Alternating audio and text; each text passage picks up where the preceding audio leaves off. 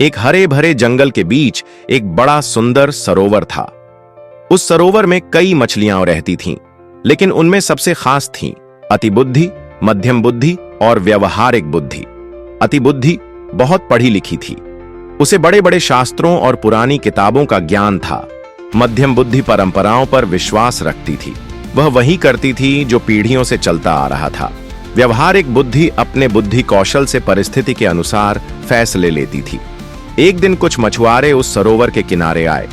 उन्होंने तालाब में मछलियों की भरमार देखी और कहा, वाह, यहां तो अच्छी खासी मछलियां हैं, कल सुबह जल्दी आकर जाल डालेंगे। यह बात तीनों मछलियों ने सुन ली।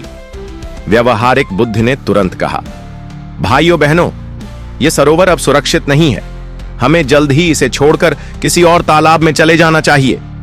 मध्यम बुद्धि ने सिर हिलाते हुए कहा, हमारे पूर्वज केवल ठंड के मौसम में ही सरोवर छोड़ते थे, अभी वह समय नहीं आया तो हम भी नहीं जाएंगे। अतिबुद्धि हंस पड़ी, तुम लोग डरपोक हो, मुझे शास्त्रों का ज्ञान है, जो बादल गरजते हैं वे बरसते नहीं, और फिर हमें तैरना आता है, हम जाल से बच सकते हैं, हमें अपना घर नहीं छोड़ना चाहिए। व्यवहारिक बुद्धि ने अधिक समय न गंवाते हुए अपने कुछ साथियों को लेकर पास के जंगल में बहने वाले एक और तालाब में शरण ले ली। अगली सुबह मछुआरे आए और जाल फेंक दिया। मध्यम बुद्धि और अतिबुद्धि की सारी योजनाएं धरी की धरी रह गईं। वे जाल में फंस गईं।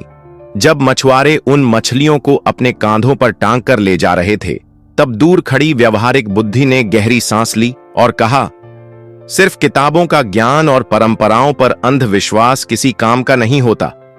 सही समय पर सही निर्णय लेना ही असली बुद्धिमानी है।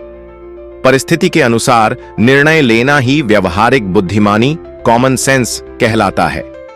कभी कभी शास्त्रों का ज्ञान और परंपराएं भी व्यर्थ हो जाती हैं, अगर हम समय के अनुसार खुद को नहीं ढालते